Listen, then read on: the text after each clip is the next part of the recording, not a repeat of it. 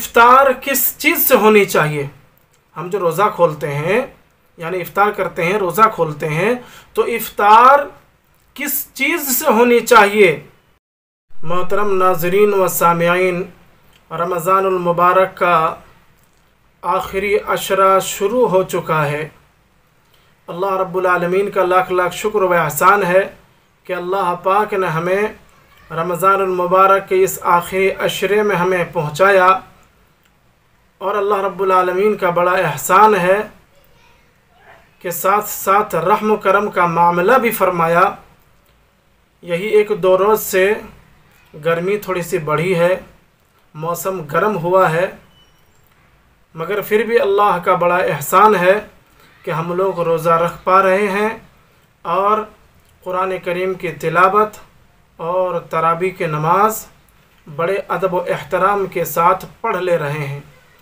मेरे मोहतरम नाज़रीन व सामिईन, आज बात करेंगे आप हजरात से कि इफ्तार किस चीज़ से करनी हमें चाहिए।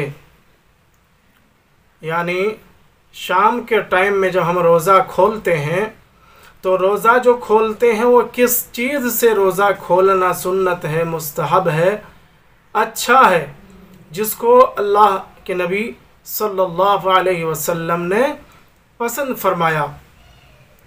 रसूलुल्लाह सल्लल्लाहु अलैहि वसल्लम ने फरमाया कि मेरे बंदों में ज़्यादा महबूब बंदा वो है जो इफ्तार में जल्दी करे। मेरे महबूब बंदों में वो बंदा है जो इफ्तार में जल्दी करे। एक और हदीस में है कि रोज़ा इफ्तार करने में जल्दी किया करो, रोज़ा इफ्तार करने में जल्दी किया करो, इसलिए कि मुसलमान रोज़ा इफ्तार करने में जल्दी करते रहेंगे तो दीन का गलबा रहेगा। मोहतरम बुज़ुर्गों और दोस्तों, इफ्तार में जल्दी करने का हुक्म इसलिए दिया है ताकि लोग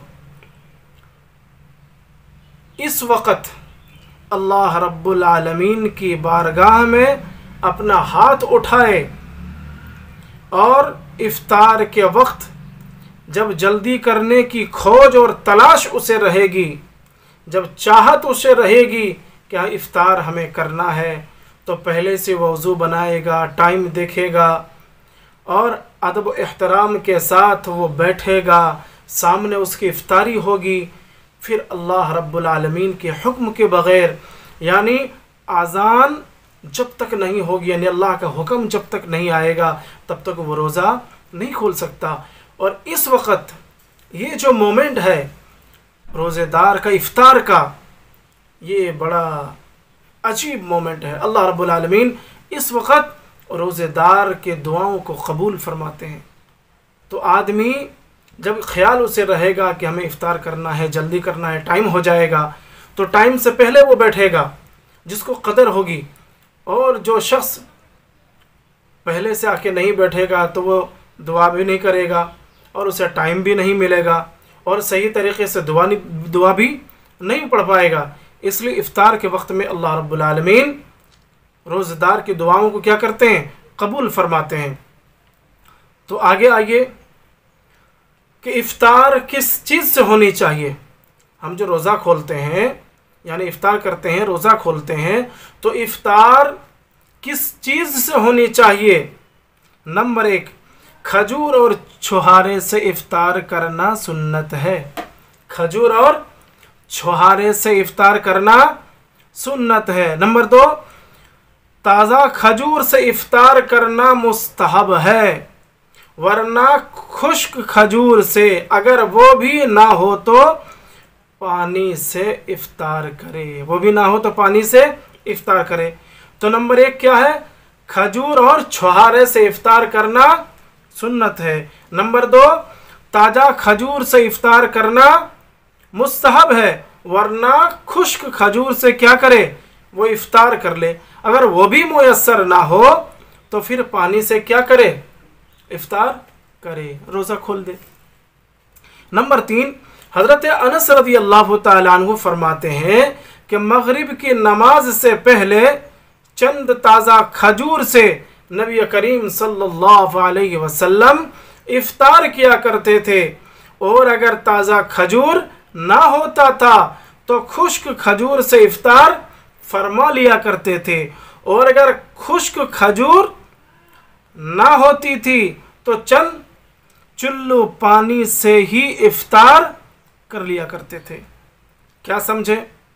हज़रत अनस रज़ी अल्लाह तआला अन्हु खादिम रसूल जनाब मोहम्मद रसूलुल्लाह सल्लल्लाहु अलैहि वसल्लम वो फरमाते हैं कि मगरिब की नमाज से पहले चंद ताज़ा खजूर से इफ्तार आप फरमाया करते थे।